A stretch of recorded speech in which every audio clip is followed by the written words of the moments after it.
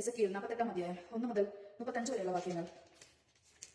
ഗോത്രങ്ങളുടെ ഓഹരി. ഗോത്രങ്ങളുടെ പേരുകൾ ഇവയാണ്. വടക്കേ അതിർത്തിയിൽ ആരംഭിച്ച് കടൽ മുതൽ ഹെത്ലോൺ വഴി ഹമാത്തിന്റെ കവാടം വരെയും ഹമാത്തിന് നേരെ ദമാസ്കസിന്റെ വടക്കേ അതിർത്തിയിലുള്ള ഹസാർ-ഏദോം വരെയും കിഴക്ക് പടിഞ്ഞാറ് വ്യാപിച്ചു കിടക്കുന്ന ദാനാണ് ഒരു ഭാഗം. അതിനോട് ചേർന്ന് കിഴക്കേ അറ്റം മുതൽ പടിഞ്ഞാറ് അറ്റം വഴി ആശേറിന്റെ ഓഹരിയാണ്. അതോട് ചേർന്ന് കിഴക്ക് മുതൽ പടിഞ്ഞാറ് വരെയാണ് നഫ്താലിയുടേത്. അതിനോട് ചേർന്ന് കിഴക്ക് മുതൽ പടിഞ്ഞാറ് വരെ മാനസയുടെ ഓഹരിയാണ്. അതോട് ചേർന്ന് കിഴക്ക് മുതൽ പടിഞ്ഞാറ് വരെയാണ് എഫ്രൈമിന്റെ അവകാശം. അതിനോട് ചേർന്ന് കിഴക്ക് മുതൽ പടിഞ്ഞാറ് വരെ റൂബന്റെ ഓഹരിയാണ്. അതോട് ചേർന്ന് കിഴക്ക് മുതൽ പടിഞ്ഞാറ് വരെ യൂദയുടെ ഓഹരി, വിശുദ്ധ ഓഹരി. അതോട് ചേർന്ന് കിഴക്ക് മുതൽ പടിഞ്ഞാറ് വരെ 25,000 മുഴം വീതിയിലും ഒരു ഗോത്രത്തിന്റെ ഓഹരിയുടേതിന് തുല്യമായ നീളത്തിലും കിഴക്കേ പടിഞ്ഞാറായി നിങ്ങൾ നീക്കിവെക്കുന്ന ഒരു ഭാഗം അതിന് മധ്യമായിരിക്കും. വിശുദ്ധ മന്ദിരം കർത്താവിന് വേണ്ടി നിങ്ങൾ മാറ്റിവെക്കുന്ന സ്ഥലത്തിന്റെ നീളം 25,000 മുഴവും വീതി 14 മുഴം ആയിരിക്കണം. വിശുദ്ധ ഓഹരിയായി നീക്കി വെക്കേണ്ടത് ഇവയാണ്: വടക്ക് 25,000 മുഴം നീളവും പടിഞ്ഞാറ് 10,000 മുഴം വീതിയും കിഴക്ക് 10,000 മുഴം വീതിയും തെക്ക് 20,000 മുഴം നീളവുമുള്ള ഒരു ഭാഗം പുരോഹിതർക്കായി നീക്കി വെക്കണം. അതിന്റെ മധ്യത്തിലായിരിക്കണം കർത്താവിന്റെ വിശുദ്ധ മന്ദിരം. ഇസ്രായേൽ വംശവും ലേവ്യരും വഴിതെറ്റിയപ്പോൾ അവരോട് ഒപ്പം മാർഗഭ്രംശം സംഭവിക്കാതെ എന്റെ ആലയത്തിന്റെ ചുമതല വഹിച്ച അഭിഷിക്ത പുരോഹിതനായ സദോക്കിന്റെ പുത്രന്മാർക്കുള്ളതാണിത്. ലേവ്യരുടെ അതിർത്തിയോട് ചേർന്ന വിശുദ്ധ ഓഹരിയിൽ നിന്ന് വേർതിരിച്ചെടുത്ത അതിവിശുദ്ധമായ ഓഹരിയാണ് അവരുടേത്.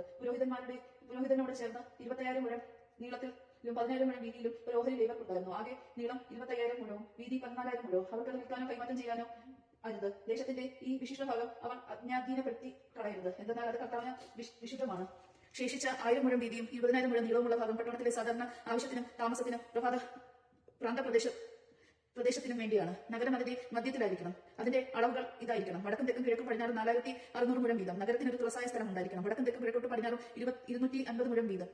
വിശുദ്ധ ഓഹരിയുടെ അരികെ ചേർന്ന് മിച്ചമുള്ളത് കിഴക്കും പടിഞ്ഞാറും 10,000 മുഴം വീതിയുമായിരിക്കണം. അവിടുത്തെ ഉൽപ്പന്നങ്ങൾ നഗരത്തിലെ ജോലിക്കാർക്ക് ഭക്ഷണത്തിനുള്ളതാണ്. ഇസ്രായേലിലെ എല്ലാ ഗോത്രങ്ങളിലും പെട്ട നഗരത്തിലെ കൃഷിക്കാർ അതിൽ കൃഷി ചെയ്യണം. നിങ്ങൾ നീക്കിവെക്കുന്ന മുഴുവൻ ഭാഗവും വിശുദ്ധ ഓഹരിയും നഗരസ്വത്തും കൂടി 25,000 മുഴത്തിൽ സമചിത്തമായിരിക്കണം.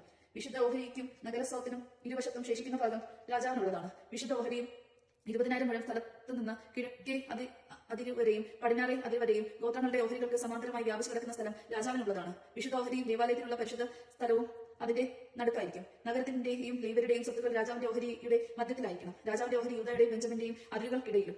മറ്റു ഗോത്രങ്ങളുടെ ഓഹരി. ബാക്കിയുള്ള ഗോത്രങ്ങളുടെ ഓഹരി കിഴക്ക് മുതൽ പടിഞ്ഞാറ് വരെ ബെഞ്ചമിന്റെ ഭാഗം. അതിനോട് ചേർന്ന് കിഴക്ക് മുതൽ പടിഞ്ഞാറ് വരെയാണ് ഷിമയോന്റെ ഓഹരി. അതോട് ചേർന്ന് കിഴക്ക് മുതൽ പടിഞ്ഞാറ് വരെ ഇസഹാക്കിന്റെ ഓഹരി. അതോട് ചേർന്ന് കിഴക്ക് മുതൽ പടിഞ്ഞാറ് വരെ സെബൂലിന്റെ ഓഹരി. അതോട് ചേർന്ന് കിഴക്ക് മുതൽ പടിഞ്ഞാറ് വരെ ഗാദിന്റെ ഓഹരി. ഗാദിന്റെ അതിരിനോട് ചേർന്ന് തെക്കോട്ട് തമാ മുതൽ മെറിബത്ത് ജലാശയം വരെയും അവിടെ നിന്ന് ഈജിപ്തോട് വരെ മഹാസമുദ്രം വരെയുമാണ്. തെക്കേ അതിർത്തി ഇസ്രായേൽ ഗോത്രങ്ങളുടെ ഇടയിൽ പൈതൃകാവകാശമായി നിങ്ങൾ വിഭജിച്ചെടുക്കേണ്ട ദേശമാണിത്. ഇവയാണ് അവരുടെ ഓഹരികൾ. ദേവനായകർത്താവ് അരുൾ ചെയ്യുന്നു: ജെറുസലേം കവാടങ്ങൾ. പട്ടണത്തിന്റെ പുറത്തേക്കുള്ള കവാടങ്ങൾ 4,600 മുഴം നീളമുള്ള വടക്കുവശത്ത് 3 കവാടങ്ങൾ. റൂബന്റെയും യൂദയുടെയും ലേവിയുടെയും ഓരോന്ന്. ഇസ്രായേൽ ഗോത്രങ്ങളുടെ പേരിലാണ് കവാടങ്ങൾ അറിയപ്പെടുക. 4,600 മുഴം നീളമുള്ള കിഴക്ക് വശത്ത് 3 കവാടങ്ങൾ. ജോസഫിന്റെയും ബെഞ്ചമിന്റെയും ദാനിന്റെയും 4,500 മുഴം നീളമുള്ള തെക്ക് വശത്ത് 3 കവാടങ്ങൾ. ഷിമയോന്റെയും ഇസഹാക്കിന്റെയും സെബൂലിന്റെയും 4,500 മുഴം നീളമുള്ള പടിഞ്ഞാറ് വശത്ത് 3 കവാടങ്ങൾ.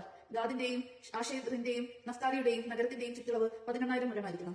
ഇനിമേൽ നഗരത്തിന്റെ പേര് യഹോവെഷ്മ എന്നായിരിക്കും. ദൈവജനമാണ് നാം കേട്ടത്. നമുക്ക് ദൈവത്തെ സ്തുതിക്കാം. ക്രിസ്ത്യാനി.